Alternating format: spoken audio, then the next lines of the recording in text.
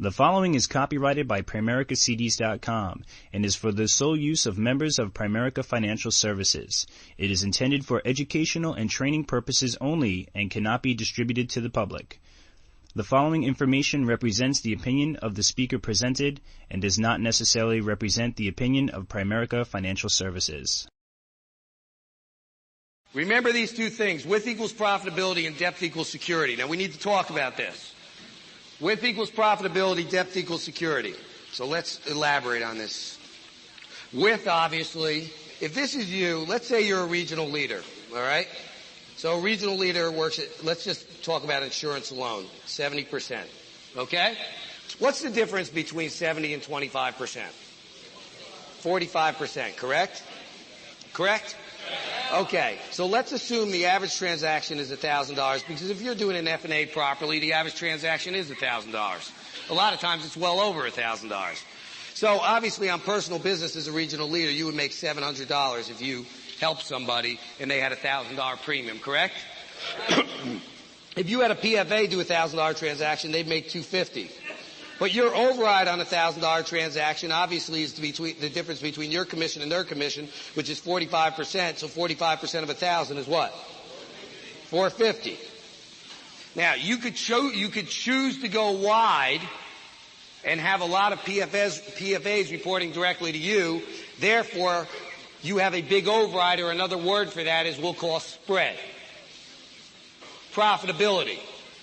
Or you could choose to recruit a couple people and push them up, which you're supposed to push everybody up, and have a bunch of division leaders reporting to you. A division leader is at 60%. So if a division leader did a $1,000 transaction, they made $600 in overrides. If you're their regional leader at 70%, then your override is 10%, correct? Right.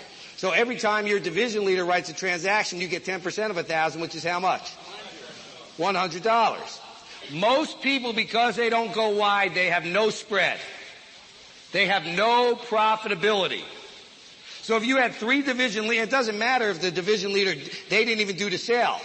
They got a district direct to them, and the district has a PFA. The PFA did the sale, district gets their override, division gets their override, and the regional leader gets 10%. So if you're like most people don't go wide. So when you do get the regional leader, maybe you got like two districts direct to you and one division, and you've got no spread. But if you're always going wide, then you always have PFAs reporting directly to you, and you have a 45% override there. So if three PFAs did a transaction that week, you made $450 times 3, which is $1,350 for the week, right? Times 4 weeks is $5,400 in overrides. Plus, if you did a transaction a week, that's another $2,800 for the week, because 700 times 4 is 2,800. And you made some cash there, right? You made $8,200 for the month, and you didn't even really do that much business. But if you're getting a $100 override 3 times a week, that's a whopping $300. I could work at UPS and make $300. Go get some width. Go get some profitability. Now, depth equals security. Now, what do we mean? Here's you. I'll use me as an example, okay? One of our players is Marchesani, which you all know Marchesani, right? Okay. Marchesani in the last 12 months has been paid around $610,000. Okay. Now Marchesani has Mascara. And Mascara in the last 12 months has been paid $385,000. Mascara has Soraya Candelario. Candelario in the last 12 months has been paid around $176,000. This is somebody 3 generations deep that's making almost $200,000 a year. If you got people 2, 3, 4 generations deep that are making money, you have incredible security in your business, because there's nothing you could do to get this person to quit. If Jim Meyer and I got on the phone at the lunch break and called Soraya up and said, Soraya, We've been thinking, we've been talking. It's time for you and Kelly to hit the road. You need to get out of here. We don't want you in the company anymore. We want you in the business anymore. Take a hike. What do you think she's going to say? Screw you, right? Okay? See, don't you want to get your business to the point where you can't even screw it up? Where you can't, I mean, you're all worried about people quitting. You want to get it to the point where you couldn't even make them quit. When you have people deep making money, and Mascara's got Barrera that's at about $170,000 worth of income. Where's he going? He's going nowhere. And then there's other people underneath that are making all types of money. When you get people deep that are making money, you have security. So, but you gotta go wide before you go deep. You gotta go wide before you go deep. You see, because you can go deep after you go wide, but you can't have depth in a leg you haven't started. You can't have depth in a leg that you haven't started. Nobody's going to go wide for you but you. First you got to get somebody direct to you that's doing decent, and then they're going to take what you taught them and they're going to teach it to somebody else, and then they're going to teach it to somebody else, and they're going to teach it to somebody else, and you got to find the one that's going to listen, and it's usually not the one that you personally recruited, which we'll have more time to discuss this afternoon, but you need to get the width going in order to create the depth. See, you can control the planter, but you can't control the plant. You can never predict which person will be successful. All you can do is keep planting seeds. If you take a look at Frances Averett, who's a great national sales director in our company. Is she a senior or a national? It doesn't matter. Okay, but you take Frances Averett, who's just killing it, making a boatload of money. Well, before this business, she used to be in the greenhouse business. And I've been to numerous seminars where she's spoken, and so have some of you, where she would talk about, when you plant seeds, you don't know which one's going to germinate. If you were planting a lawn, all you could do is cover the entire lawn with seed, make sure you can't see any dirt whatsoever. You just put a tremendous amount of seed down, then you cover it all with topsoil, and then you just water it every single day, and not all the seed's going to germinate, but enough will. You never sit there and say, I'm going to plant the lawn and take a bag of seed and say, this one's no good, let me put it over there. This one will definitely grow, okay? This one's no good, this will grow. This one's no good, this will grow. You just put it in there, and if you put enough in, something's going to grow. Something's going to grow. If you ever pop popcorn, after you pop popcorn, aren't there always some kernels that never popped at the bottom? You never sit there and say, I know this one ain't popping, so let me not even put it in there. You don't know. You cannot control who's going to become successful. You cannot predict who's going to become successful. Yesterday we talked about, as a matter of fact, when you do predict, your prediction's usually always wrong, because the people you think aren't going to do it are going to do it. And the people you think are going to be superstar, you usually always hear from a new person. If I could ever get my neighbor in, or if I could ever get my Uncle Charlie in, man, look out. And first of all, they could hardly ever get them down, but if they do get them down, they usually amount to nothing. You just got to keep planting seeds. Last thing I'll cover with you before I bring Dennis back up is go wide fast. Most people hire enough people over time, but not in a short enough time frame to ignite an explosion. Now, I used a silly example at a company meeting, but I think it's a good example. It's silly, but it's good. You see, most people hire enough people over time, but not in a short enough time frame to ignite an explosion. In other words, if this was month 1 all the way out to month 12, and you hired one person a month for 12 months, what are you going to have at the end of 12 months? You will have nothing. You will have zero. You will have nobody on your team. He got sucked right into that, okay? You'll have nobody on your team. You hire one a month for 12 months, and you will have nobody on your team. Give me an example, Jim. This is the example I gave. Ever since I was a little kid, I've always gone camping, skiing, all that stuff. And now that I have a little son, I take him camping and that stuff. And so he's really into making a fire and toasting the marshmallows and everything like that. So you've all seen a fire pit, right? Right? Okay? And what you want to do is you want to get some logs going in that fire, right? But in order to get the logs, you just put a log in there and light a match and the thing's going to just light? No, what you got to do is you got to fill the bottom of that fire pit with a bunch of twigs, right? And how many? A lot, right? I mean, a boatload. So usually you'll take maybe 3 logs, set them up as a teepee, put a boatload of little sticks underneath it. I mean, just jam it back underneath it, light that, and the logs catch from that, right? Okay, so what if your idea of starting a fire was, okay, you put one log, let's say you stood up 3, I'm stupid for trying to draw logs here, okay, but, you put 3 logs in there, and you say, all right, son, now I'm gonna teach you how to start a fire. Go get me a twig. And you put a twig in there, and you take a match and you light the twig. Is the log catching? Oh, that twig was no good, son. Get me another twig. You could put 1 twig in there all night long. Light the twig, it'll go out. Light the twig, it'll go out. The logs are never catching. That's what happens when you hire 1 person a month. You hire 1 person a month, and it doesn't catch. But see, when you put a lot of twigs in there, don't they all feed off of each other? Yeah. That's the same thing as hiring 4, 5, 6, 7 people in a short period of time. See, because if you hire 4, 5, 6, 7 people in a short period of time, they're all going through the same experiences in this business at the same time.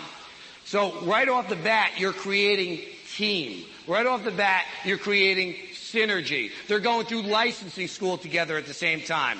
They're going through the adversity of, people standing them up at the same time. So if you hire 5, 6, 7 people in 1 month, Bob says, man, I had 3 people lined up tonight, only 1 showed. And the new guy, Joe, goes, don't worry about it, Bob. I had 2 people lined up, nobody showed. And then Sam says, that happened to me last week, but this week I invited 2 and 2 showed up. And one says, man, I can't believe I failed the pretest. Don't worry, I failed it too last week, but I took it over this week. I got through it. And they feed off of each other. And they're much less likely to quit. Because they're growing at the same time. They're going through these experiences at the same time. They're going through the adversities, the challenges at the same time. And now what happens is because they feed off each other, it takes off. It takes off. So you've got to hire enough people in a short enough time frame. You got to create an explosion. They found that they need 2 rocket boosters to get the shuttle off the launch pad. Not 1. They need 2. You need to hire a bunch you don't need to hire a bunch of people but you gotta get it going. You gotta light the fire. Now number 5 we already spoke about on another slide, and that was locking in a new person. Remember when we spoke about that?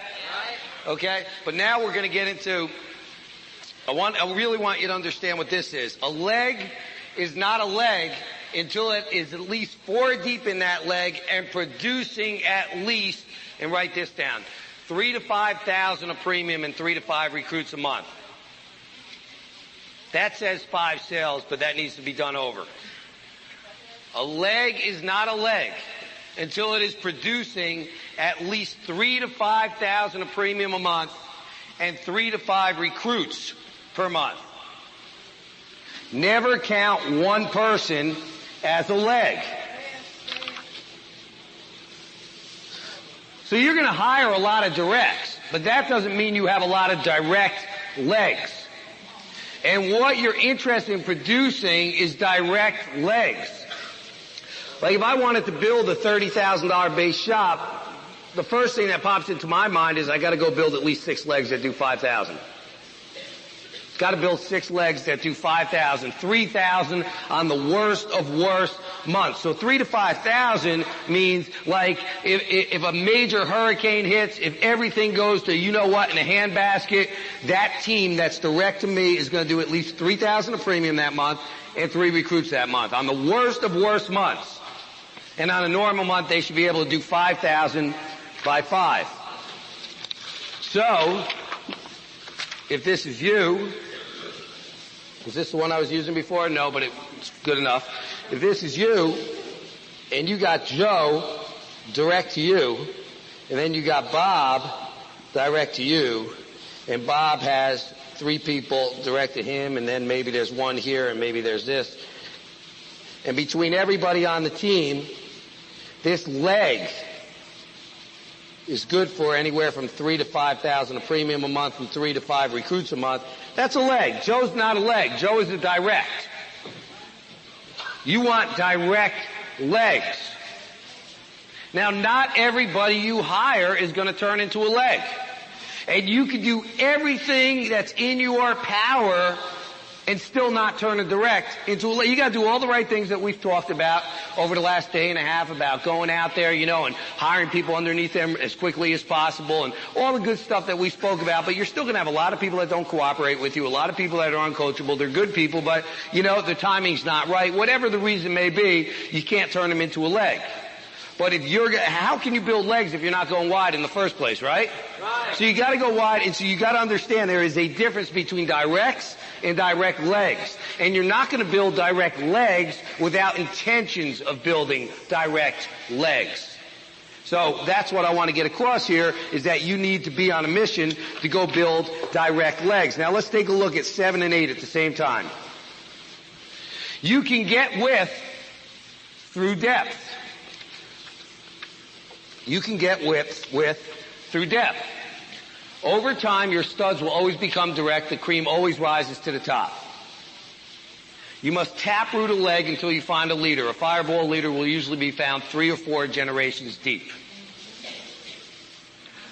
So if you were really listening carefully this morning, I told you, usually the people you personally hire is not the person that you're looking for. Now, you never know if they're the person you're looking for, but I'm here to tell you, usually they're not. But if you go 3 to 4 generations deep, you want me to leave that up for a second, don't you? Yes. Okay. I can see people writing, okay? If you go 3 to 4 generations deep, it says you can get width through depth on number 7. Over time, your studs will always become direct. The cream always rises to the top. You'll know who your studs are. I said it earlier. Every time you stop, they what? Bump into you. Every time you're at a meeting, they're there. Every time you're at a leadership school, they're there. They're the ones who's always ringing your phone off the hook. They're the ones always drilling you with questions. Your studs are usually the biggest pains in the necks. The people that are biggest pains in the neck usually do the best. It's true. The biggest pain in the neck I've ever had in my entire career is Kathy Marchesani. And look how she's doing. Her and Mark. When we hired Kathy, she was single, as Gina told you earlier. Mark was not in the equation.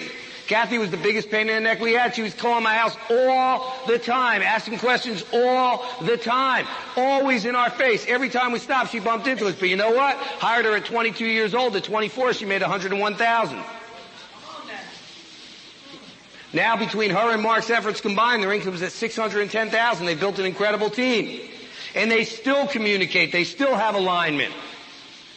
You must taproot a leg until you find the leader that you're looking for.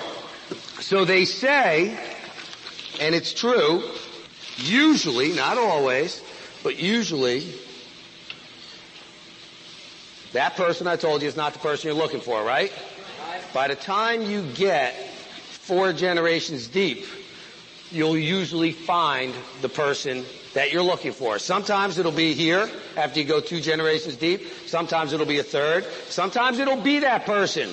Kathy was a person that I hired personally. She was the person.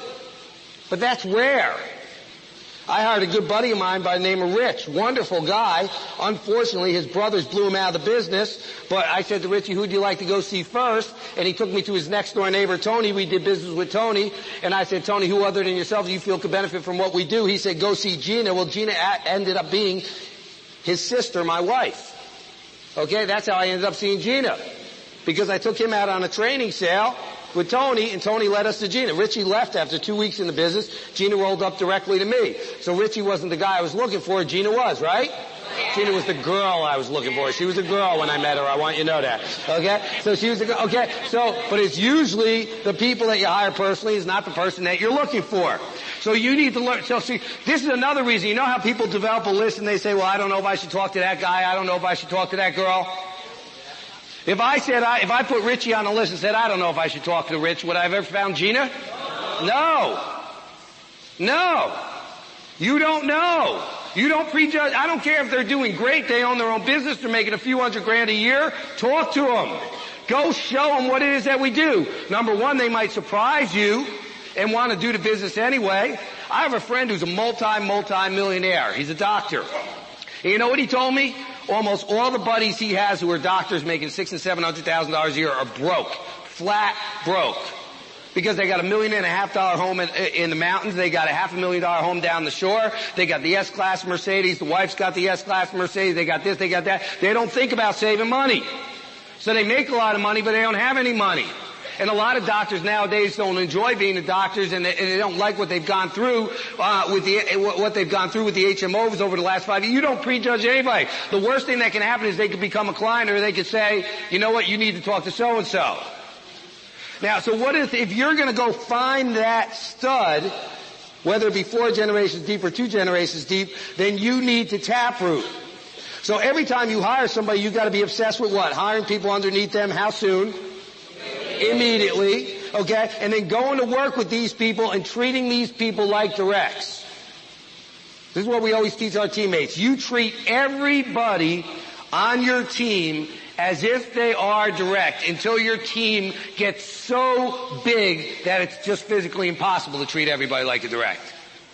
You treat everybody on your team like they are a direct until it just gets so big that you physically can't treat everybody like a direct. When I say treat everybody like a direct, you field train them, you spend time with them, you communicate with them, you talk to them on the phone every day. I don't care if they're 3 generations deep, 5 generations deep, until it just gets so big that you can't do it, and you will find the stud that you're looking for. And I'll give you a couple examples. Fair enough? Here's example number 1. The first person I ever hired into this business was a guy by the name of Eric. Now, Eric was part of my warm market. Eric and I went to high school together, and I can't give you the whole story, but I just want to get my point across here. But Eric and I went into high school together. I hired him into this business, and then we immediately hired Joy for Eric. Joy was a very, very good friend of Eric's, and Joy was part of Eric's warm market. Joy went to high school. I happen to know Joy also. Joy said, let's go hire my sister Dawn. So Dawn was part of Joy's what? Cushy market, actually, right? Real cushy market. Then Dawn led us to Melissa. Melissa was a hairstylist, very good friends with Dawn. We hired Melissa into the business. Melissa said, let's go hire my good friend Barbara, who is a hairstylist. What are we doing? Who do you think field trained Eric? How about Joy? How about Dawn? Melissa? Barbara? I communicate with them all the time. I invested hours into them all the time. Logged hours upon hours upon hours. Drill for skills. Spending time. Set them up in the whole 9 yards. Barbara said, let's go talk to my friend Sean, who's a hairstylist. So we recruited Sean into the business. When we developed Sean's market, Sean said, let's recruit Laurel. Laurel is my father's nurse. And we recruited Laurel into the business. Okay? Laurel said, let's go recruit the guy who owns my dry cleaners into the business. So we recruited George. I personally worked with every single one of these people. So far, we taprooted how far? 1, 2, 3, 4, 5, 6, 7, 8. We're eight deep. George led us to Annie and Pete. Annie led us to Tony Lagata and Lori Pradick. Tony Lagata and Lori Pradick are first-generation RVPs to us today. Because Eric left, Joy left, Dawn left, Melissa left, Barbara, Sean, Laurel, George, Annie, and Pete. And Tony and Lori are first-generation RVPs. Lori's rolling 12-month income right now is $128,000. She's a single mom. But it took years until through that taproot. This did not happen in weeks. This took years. Okay, of taprooting and building relationships and building relationships for two good first generation RVPs from that. And what's going to happen from that? You think other RVPs are going to be developed? Absolutely. That's taprooting. And all these people are great people, and I genuinely mean that. But you know what? Not everybody, Ensor has a great way of saying it. He says everybody wants to go to heaven, but nobody wants to die, right? And a lot of people come into our business and they say, man, I'd love a big home and I'd like a nice car and I'd like to make a couple $100,000 a year. And then one day they realize, as much as I thought I wanted a nice home, I don't want it enough to really sacrifice missing Monday Night Football or working on Saturday mornings. As much as I really wanted a sports car, I don't want the sports car more than I don't like picking up the phone. It doesn't make them bad people. It's kind of like somebody enrolls in college and they're there and then they realize, you know what, as much as I thought I wanted the piece of paper with that college's name on it, with the Bachelor of Science next to it or an associate next to it, you know what, the value that I'll get, I really don't want to pay the price. So when people leave, it doesn't mean they're bad people. These are all wonderful people. They just decided that as much as they thought what they wanted, they didn't want. That's all. That's all. So that's it. Does taprooting pay off? Taprooting pays off. So what you need to look beyond the person that you hired. Now let me tell you another thing because I don't want you to misperceive it. Every single person we hired, I looked and treated as a future RVP. Everybody's an RVP until they prove otherwise. That's the way you got to treat them. And every single one of these people could have become an RVP. See, everybody can become an RVP. It's whether or not they choose to. See, Gina said her first, point number one on that slide was the toughest part of winning is what? Making the decision to win. So they all could become RVP. All of us benefited from, all these people benefit from our services. They still own our services to this day. And they'd have nothing but great things to say about the company and about us. They just decided they didn't want to pursue it. So we always treat people like winners. I don't hire somebody and say, he's probably not going to last. Who can he introduce me to? I'm going to treat him like a winner, but I got to build my business properly. I got to taproot. Got to do the right thing, right? Okay. Give you another example. Another guy I hired really early on into my PFS business was a buddy of mine, Les. Les was part of my warm market. Les and I knew each other since junior high school. So I knew Eric since high school. I knew Les since junior high school.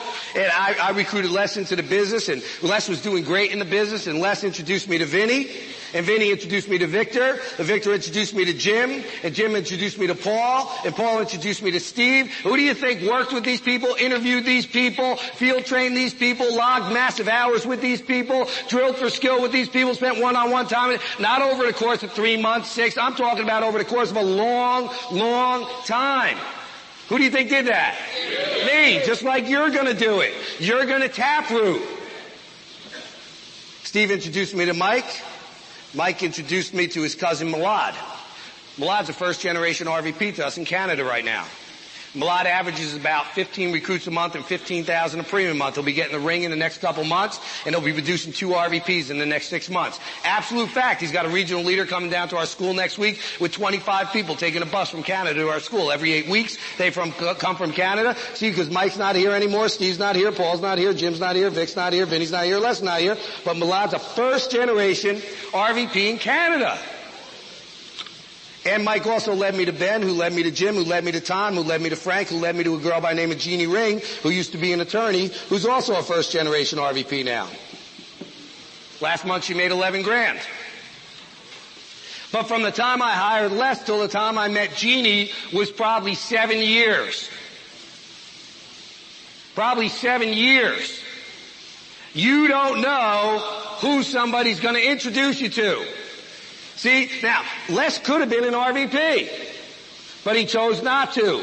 Great guy, wonderful guy, benefit from our service, everything like that. So most of the people you hire are not the person that you're looking for.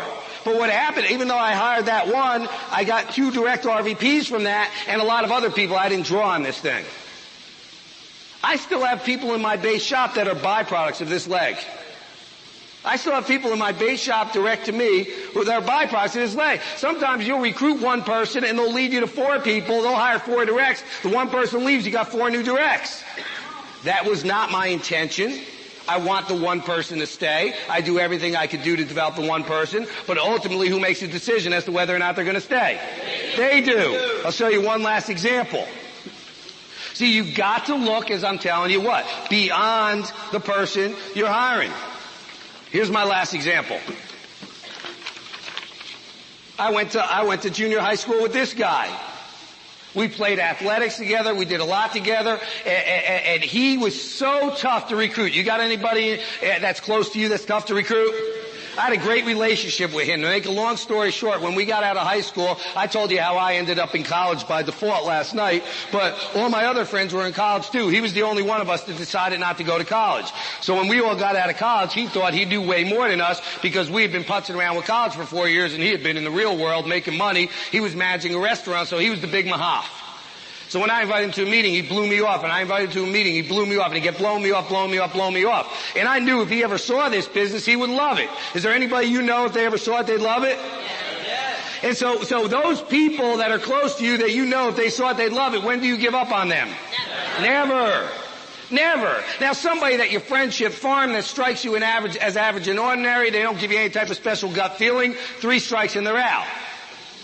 But somebody who you just know that they know if they ever saw it, man, you don't ever give up on. So I kept wearing his butt out, wearing his butt out, wearing his butt out. And one day he came up to me and he said, you know what? The restaurant offered me an apartment in the back of the lot, but the apartment has no heat and air conditioning. Can you do something for me? Because he knew I was working for an engineering company doing design work for them, and what they did was mechanical engineering, heating, ventilating, air conditioning. He says, do you think you can get a system for me, design a system and install it for me? And because we're buddies, of course I did.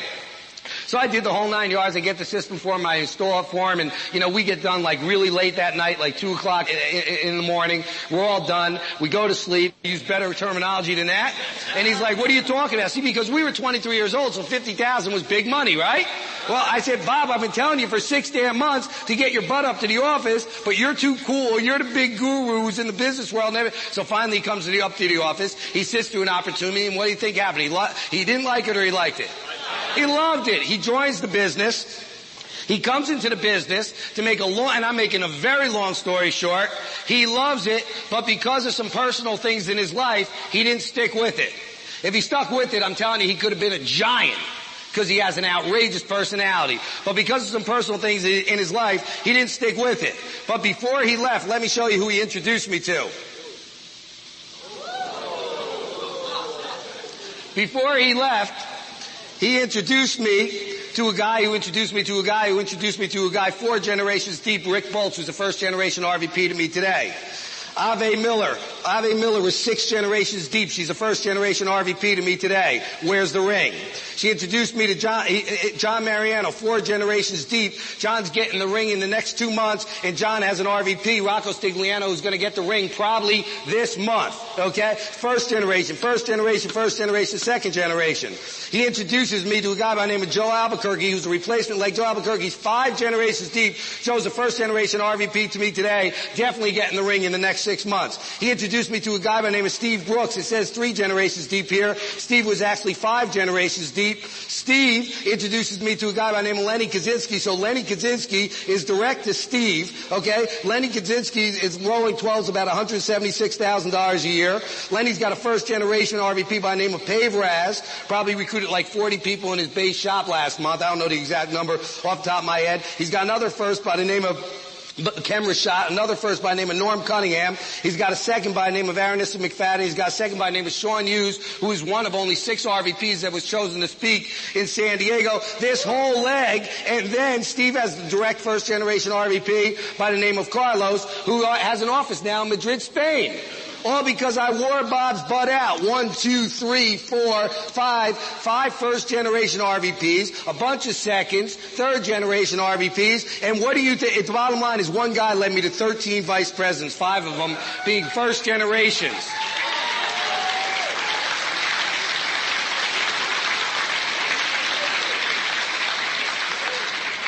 And by the way, Steve could go on to make $300,000 in the year 2001 if he does the right things. I mean, it's just absolutely amazing what'll happen if you taproot. Well, but this stuff, you gotta understand something. This stuff doesn't happen by default. This stuff doesn't happen by accident. Hear my next words loud and clear. It happens because you build relationships. Because if you don't build relationships, when somebody leaves, so will their people. This stuff does not happen by accident. You treat everyone as a what? Direct.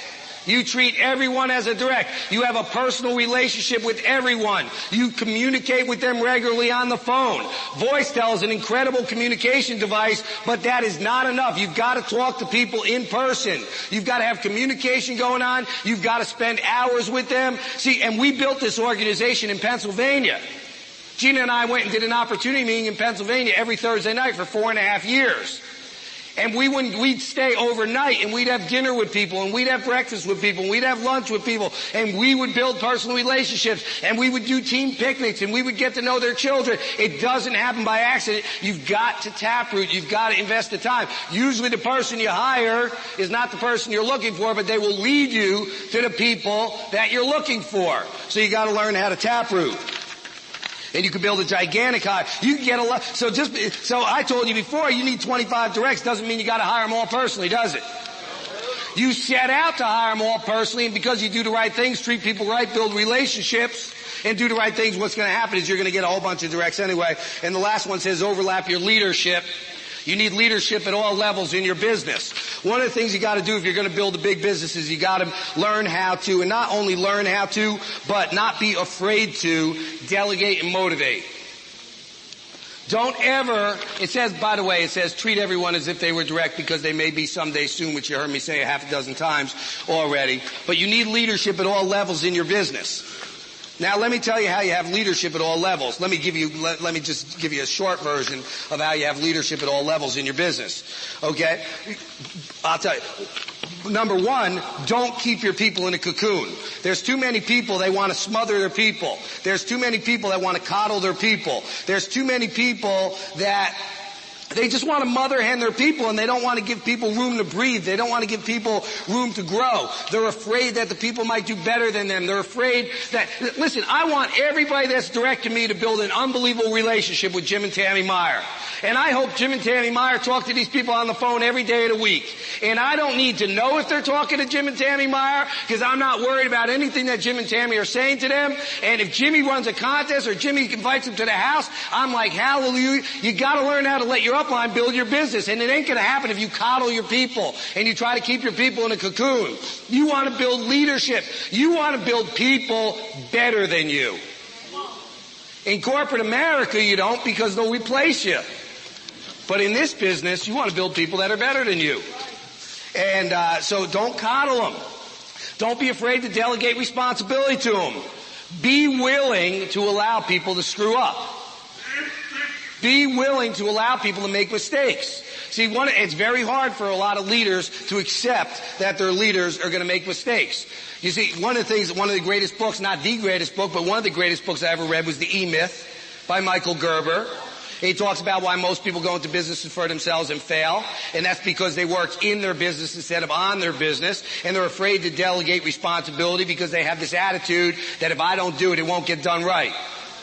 And if you're not willing to let other people do it, they've got to be bad before they can be good. Somebody said to me 2 weeks ago when Gina and I were out of town, so-and-so put so-and-so up in front of the room to do training, and they really did a bad job. And I said, I appreciate you saying that to me because so-and-so didn't know that they weren't seasoned. But you know what? You did a bad job when you first started doing training. I did a bad job when I first started. We got to allow people to be bad. You got to allow them to be bad. You got to let your people grow. Does that make sense? Yeah. So I want to encourage you. I want to really emphasize to you, take the time to figure out what you want out of life. Because you are part of the best business vehicle in America and truly the best business vehicle in the world. And you are part of the best team. There is no better team. And I do not say this because it sounds good. I say this because I know it and you know it. There's no better team than the Meyer team. There is no better leaders in this company. It's true. It's true. There are no better leaders.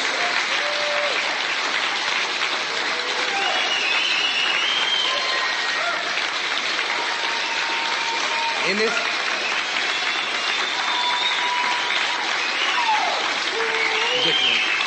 there are no better leaders in this company than Jim and Tammy Meyer. You've heard many, many leaders outside of the hierarchy say that, haven't you? Yes. There are no better leaders because what you see is what you get. They're real people. They genuinely care about their teammates, whether you're direct to them or whether you're 10 generations deep from them. They care about you. They don't need to be here. They're financially independent. They surely don't need to be doing leadership schools. They could delegate all that responsibility to their RVP, SVP, and NSD team. They don't need to communicate the way they communicate. They don't need to do the Millionaires Club and all the other things that they do. I mean, they care about their people. Gina and I have achieved our dreams in Primerica and continue to achieve more dreams in Primerica, and you have the same leadership that we have. The same exact leadership, the same exact hierarchy. You're part of the best team out there. You're in the right place at the right time. And one of the biggest keys to success, and there is not one key, but there are many, but one of the biggest keys is being in the right place at the right time and recognizing it. And I hope throughout the course of this weekend, you really recognize that this is your ticket to go out there and win for you and your family. This is your ticket to go out there and start dreaming again and to start achieving your dreams again. And we look forward to working with you and being with you at the top. Thanks a lot, guys.